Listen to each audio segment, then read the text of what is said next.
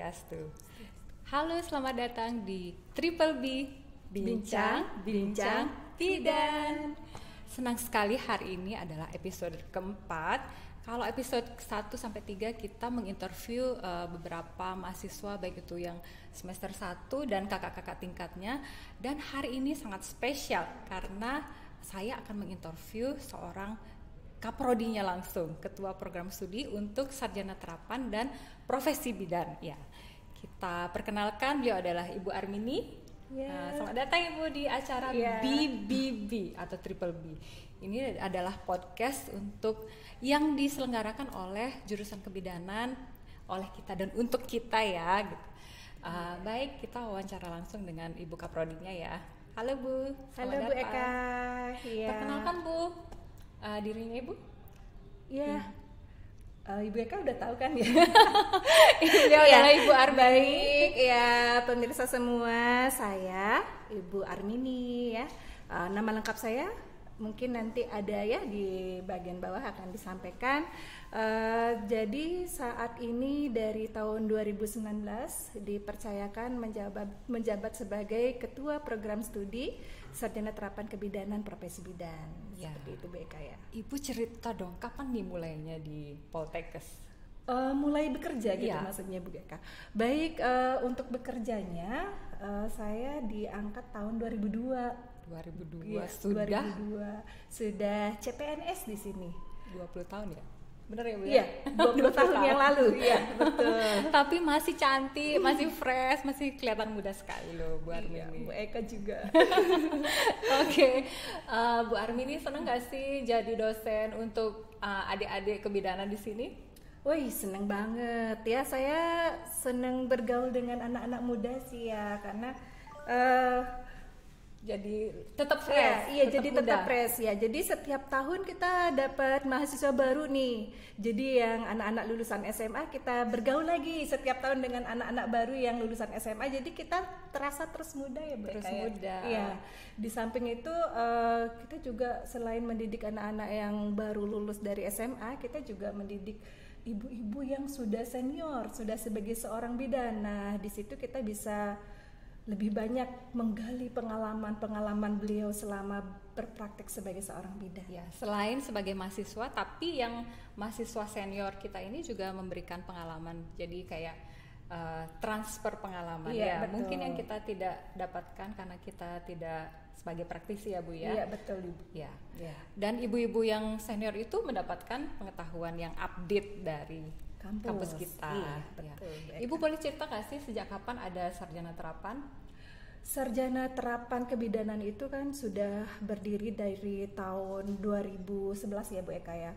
Cuman waktu itu masih D4 namanya, D4 kebidanan kebidanan pendidik dulu ya, pendidik, kemudian ada kebidanan D4 kebidanan klinik. Dan selanjutnya kita tahun 2018 itu kita dapat SK bahwa kita diperkenankan mendidik profesi bidan. Profesi bidan ya. Baru banget ya. Baru banget 2018.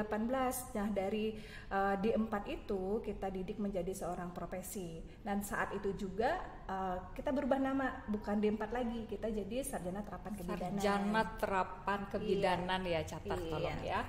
Dan setelah Sarjana Terapan melanjutkan 2 semester lagi menjadi seorang profesi bidan. Nanti bidan. Gelarnya apa Bu? Kalau Sarjana Terapan Kebidanan dapat gelar STRK. Ya. Nah, kalau di profesi nanti dapat gelar BDN. Bidan.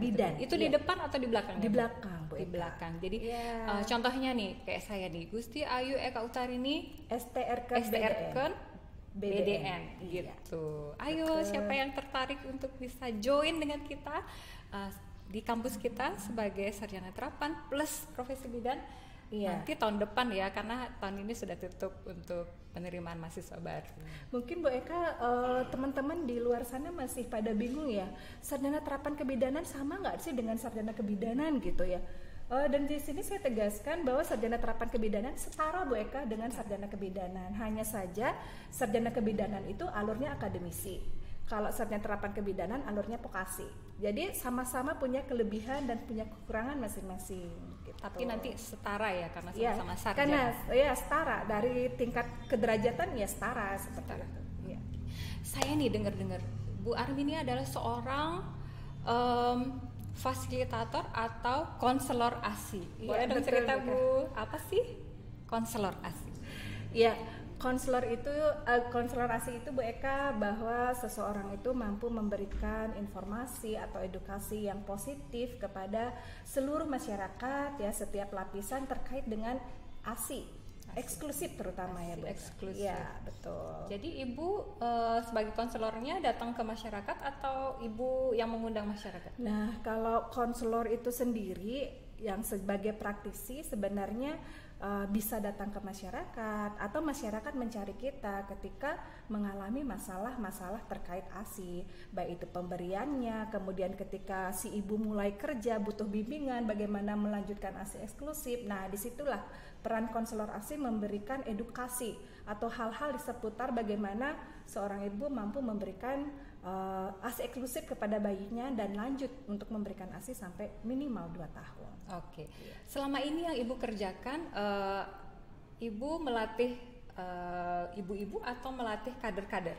Ya, karena Bu Eka, karena saya di tataran pendidikan ya Bu Eka ya, lebih banyak saya diundang untuk memberikan edukasi kepada para kader, kemudian kepada para bidan, dan juga tidak juga selain itu kita juga diundang untuk mengedukasi langsung kepada masyarakat. Ya, ibu hamil, kemudian ibu yang menyusui, ya seperti itu. Nah, biasanya yang mengadakan kegiatan ini siapa Bu? Bermacam-macam sih Bu Eka ya. Kadang-kadang kemarin itu ada dari kantor KB Denpasar, kemudian sempat saya ikut gerakan Sayang Ibu Sayang Bayi. Kemudian ada juga dari karena inisiatif dari kepala desa. Nah, diundang juga untuk memberikan edukasi langsung kepada para kadernya. Jadi kader-kadernya dikumpulkan. Okay. Di desa mana itu Bu? Kemarin sempat di tahun lalu itu di Desa Batu Bulan Kangin Bu Eka. Wow, sudah sudah ke desa-desa ya ibu kita ini. Dan sebenarnya ada apa sih cerita yang mungkin cerita enak atau ada yang nggak enak ya sebagai konselor Bu? Kalau saya sih karena memang suka ya Bu Eka ya, suka tentang perasian, kemudian suka sekali dengan anak gitu ya. Jadi cerita nggak enaknya itu nggak ada gitu ya. Semuanya enak. Ya, semuanya enak karena saya memang mungkin dari jiwa saya, panggilan hati saya sebenarnya sebagai bidan praktisi yang langsung terjun ke masyarakat. Ya bukan gimana ya, karena memang saya sekarang ditegaskan sebagai seorang dosen ya, tetap itu, tapi panggilan jiwa saya ke masyarakat lebih banyak sebenarnya tetap Bu. Untuk mengabdi untuk masyarakat ya, sebagai abdi negara. Nah, Bu Armi ini selama jadi bidan ini ya, pernah nggak sih punya pengalaman yang misalkan nih Ibu lagi mengkonseling seseorang nih, ada penolakan nggak? Pernah ada penolakan? Kalau pas sesi konselingnya sih penolakan nggak ada Bu Eka, cuman pengalaman tentang hambatan menyusui itu banyak sekali saya temukan. Misalnya si ibu datangkan ke klinik, kita sempat punya klinik ya Bu Eka ya. Jadi ketika dia datang, karena mungkin dia mau kerja, setelah dia ngantar anaknya imunisasi, dia bawalah botol gitu. Botol itu isi sufor. Saya tanya, ibu asinya bagaimana? Baik-baik saja. Terus ibu, ini apa susu formula ini untuk bayi saya. Kenapa ibu bawa susu formula? Ya saya kan kerja gitu ya. Seperti itu, artinya kan pengetahuan masyarakat tentang ASI dan bagaimana ASI untuk ibu bekerja itu belum begitu dipahami, belum maksimal gitu, ya. Jadi mungkin tugas-tugasnya kita dan mahasiswa kebidanan juga untuk gimana sih caranya membuat ibu-ibu rumah tangga dan ibu rumah tangga yang bekerja bisa tetap memberikan ASI eksklusif selama 6 bulan plus dilanjutkan sampai 2 tahun. Betul, gitu. Ada nggak sih Bu tipsnya Bu? Kayak memompa, iya betul Bu Eka. Nah, untuk ibu yang bekerja gitu atau ibu yang memang punya karir di luar rumah ya, sebenarnya untuk memberikan ASI eksklusif itu tidak halangan gitu ya, asalkan si ibu itu memompa ASI. Nah, untuk pompa itu sudah banyak ya, ada manual, ada elektrik juga ya. Kemudian menyimpan ASI itu juga pakai botol yang kaca atau botol atau plastik khusus untuk menyimpan ASI juga sudah banyak di pasaran Bu Eka. Dan itu untuk tempatnya juga ada khusus kulkas ASI, sudah ada ya produk-produknya. Memberikan ASI perah. Nah, memberikan ASI perah ini juga kadang di masyarakat tuh masih keliru ya Bu Eka, kan masih mereka di luar sana tuh masih tetap pakai DOT. Padahal sudah ada produk khusus untuk memberikan ASI perah, namanya Kafider mungkin Bu Eka ya. Kafider, ya.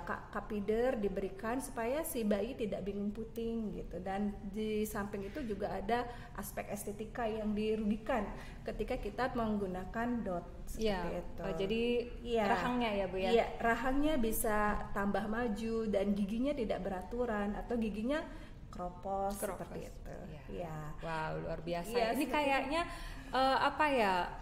expert banget di bidang ASI nih. Bu Armini punya buku di bidang ASI mungkin? Iya, buku itu sudah ada sejak tahun 2020 Bu Eka, tapi memang masih khusus untuk mahasiswa kita gitu ya. Karena memang judulnya manajemen laktasi Bu Eka. Manajemen laktasi. Ya, masih untuk tenaga kesehatan sih. Kalau untuk dibaca masyarakat umum mungkin masih terlalu mendalam ya. Karena masih kata-kata bahasa yang asing, bahasa Latin masih banyak di kayak bahasa di kedokteran, kesehatan ya. Jadi mungkin kedepannya jadi dream selanjutnya nih untuk membuat sebuah buku yang jadi konsumsi masyarakat umum kali ya Bu ya. Betul. Semoga tercapai ya. Selanjutnya nih Bu, Ibu kan kaprodi, dosen, buat buku juga. Kira-kira kalau penelitian Ibu di bidang apa? ASI juga? Iya. Soalnya dari tadi ngomongin ASI ya. Iya betul Mbak Eka, karena memang concern saya di masalah nifas ya, termasuk menyusui dan masalah neonatus, bayi. Ya penelitian saya ya seputar itu Bu Eka, karena memang concern saya ke situ gitu. Terakhir penelitiannya di mana Bu? Terakhir penelitian saya di Denpasar ya, tentang metode SPELS. Bu Eka masih ingat pijat ya? Iya, pijat SPELS nifas. itu ada stimulasi pijat endorfin, pijat oksitosin, dan pemberian sugestif kepada ibu nifas supaya produksi ASINya lancar. Jadi masih berhubungan dengan ASI eksklusif. Iya betul. Tidak jauh-jauh dari ASI. Ini tadi sudah sampai Ibunya penelitian juga, sudah punya buku. Pengabdian masyarakatnya pasti dong tentang itu juga. Iya, pastinya. Di daerah mana Bu pengabdian masyarakatnya? Pengabdian masyarakat sempat di Mengwi, ya sempat di desa kelahiran saya sendiri juga di Sedang. Kemudian sempat di Batu Bulan juga, kemarin sempat di Tegal Harum, ya seperti itu Mbak Eka. Ya berarti memang mulai dari penelitiannya, pengabdian masyarakat, bukunya dan langsung terjun di masyarakat pun semuanya tentang ASI eksklusif. Iya. Nah, saya dengar-dengar nih Bu Armini ini juga aktif di organisasi lain, namanya DWP. Apa Bu? Boleh dibocorkan namanya? Iya, aktif juga nih Ibunya. Iya. Nah memang kebetulan aja sih Bu Eka ya, karena di kampus saya ditunjuk sebagai ketua program studi dan di tempat lain saya dipercaya memegang ketua Dharma Wanita BPMP Provinsi Bali. Pasti sibuk dong Bu. Nah untuk DWP ini sendiri kan kita kegiatannya rundownnya setiap bulan ya Bu Eka ya. Jadi dan kebetulan sekarang masih daring sih, kita bisa atur sambil ya di kampus mengerjakan kegiatan sambil kita join untuk memberikan edukasi kepada Dharma Wanita di BPMP Provinsi Bali. Wah, masih kesibukannya masih daring. Ibu ada nggak sih perbedaan sensasi mengajar online dengan mengajar yang langsung nih ketemu mahasiswa? Ya pasti ada lah Bu Eka ya. Apalagi di awal-awal pandemi itu ya, kita online masih bingung ya apa sih gitu ya. Jadi sampai belajar workshop, belajar online malam itu ya sampai jam 8. Google Classroom. Belajar Google Classroom, bagaimana Zoom meeting, Google Meet. Ya, dan terakhir MS Team yang membuat kita agak gitu ya. Jadi MS Team itu membutuhkan jaringan. Kita jadinya tahu kelebihan dan kekurangan masing-masing ini gitu ya. Iya, beda sensasinya Bu Eka. Ya, tapi tetap ngajar offline itu lebih Iya, feel-nya kerasa dapat. feel-nya. Feel-nya dapat. Kalau mengajar offline tuh feel-nya dapat. Kita tahu mimik mahasiswa itu seperti apa ketika yang nggak ngajar. datang juga kita tahu. Iya pasti. Yang terlambat datang Yang hanya black box tidak ada di offline. Iya. Wah, luar biasa sekali bincang-bincang kita hari ini bersama Bu Wayan Armini. Luar biasa, beliau sudah dosen, kemudian penulis buku, peneliti, melakukan pengabdian masyarakat juga, dan sangat concern tentang ASI eksklusif. Luar biasa sekali. Semoga bincang-bincang kita hari ini bermanfaat untuk kita semua, untuk pemirsa di rumah maupun untuk mahasiswa-mahasiswa kebidanan yang ada di seluruh Indonesia.